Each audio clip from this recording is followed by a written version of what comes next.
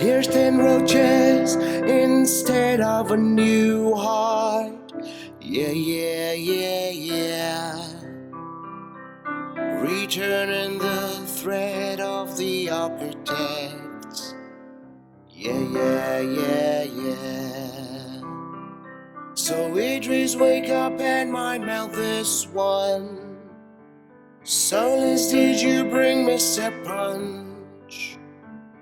Hey Ollie, are you hosting more women? Parthenon on the vulture god. As you can see, they are the size of the moon. Size of the moon. I still believe there's someone pulling the strings. Where are they from? Hi, I'm Michael Everts, and this is Fit to be Read.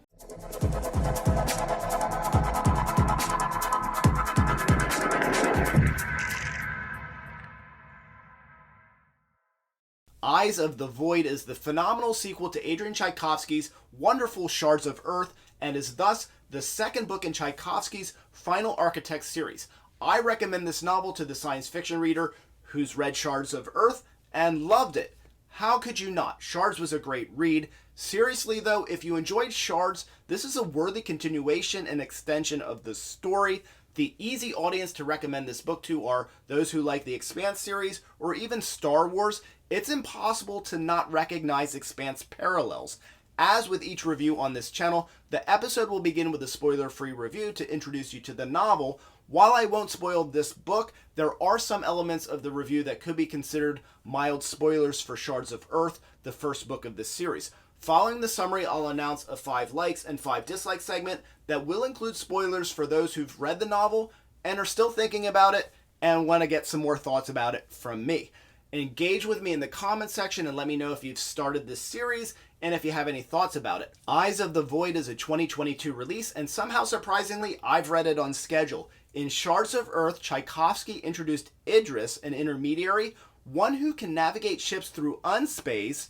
Unspace and throughways are responsible for faster than light speed interstellar travel, as well as potentially connect with the mind or essence of the aggressive moon-sized beings, the Architects. The Architects are ginormous and deadly. They destroy the Earth, and they've destroyed other inhabited planets long ago. They physically destroy the planets and rework them into forms that have been said to resemble flower-like sculptures. Humans have spread out into the universe and colonized other worlds. Again, all of this that I'm telling you is now spoiler-free background and is also mostly shared in the glossary and timeline section in the back of the book.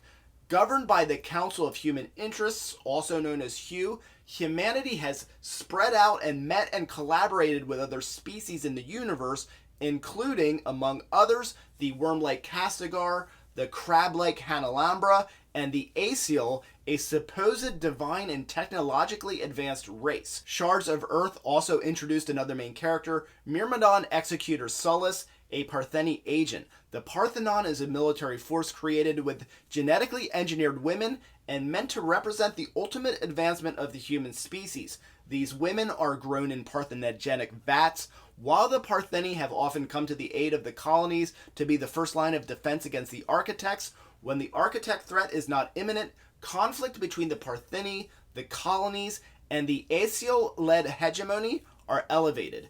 In Eyes of the Void, the tension between these different groups is even greater, and even the presence of the Architect threat might not be enough to foster unity and alliance. Significant returning cast from Book 1 are Vulture God crew members, including the nervous Hanalambra, Kit, drone specialist and resident short-tempered cynic Ollie and her scorpion battle frame, and Chris, a formidable lawyer. Also not forgotten are some of the crew's more challenging adversaries, the devious nobleman from Magda, more representation of Tothiats, a nearly indestructible species, and of course we cannot forget the unspeakable Aklu, the Razor, and the Hook. If the Hugo or Nebula Awards had a category for best character names, this book would win hands down.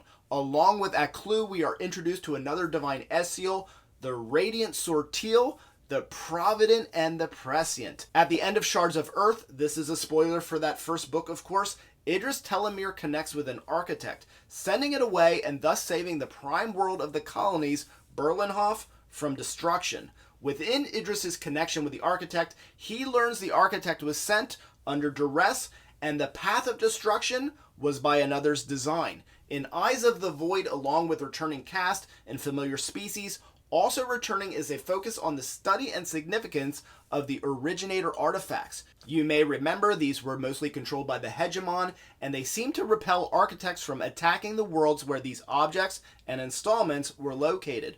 Eyes also finds the Parthenon and colonies upgrading their intermediary programs in hopes of creating more Idris telomeres, while Idris and the others are not done trying to figure out who sent the architects and where do they come from. As mentioned, you will feel the Expanse vibes even more so in this installment of the series than in the first book. The Vulture God crew being a mix of strong personalities with no clear group consensus loyalty to any of the main political players, a captain thrust into the role, and their seemingly free agent for hire status will certainly call to mind Holden and the crew of the Rocinante. The story being somewhat tethered to the one planet is reminiscent of Chabola Burn, and of course the Ark ships call to mind the Generation ship, the Nauvoo / the Behemoth, from Leviathan Wakes, Caliban's War, etc. Where the final Architect series really distinguishes itself is the depth of storytelling and the strong development of its characters. Where The Expanse takes maybe 5 books to settle on layered identities for its main cast, Architect gets there by book 2. Here now are my 5 likes and 5 dislikes for Adrian Tchaikovsky's fit to be read Eyes of the Void. Dislike number 1, now I've got to wait for the sequel. I want it now. Like number 1, I mentioned before when reviewing Tchaikovsky that he is an expert, perfectionist storyteller. You don't have to be an expert to be a good writer, but he is. Javier Mundy is looking into the stolen data cylinder that everybody was trying to buy from that pirate Dreyfus. Mundy considers that Dreyfus might have been playing everyone and the cylinder really had no value. Mundy then decides that it must be valuable because so many factions are after it.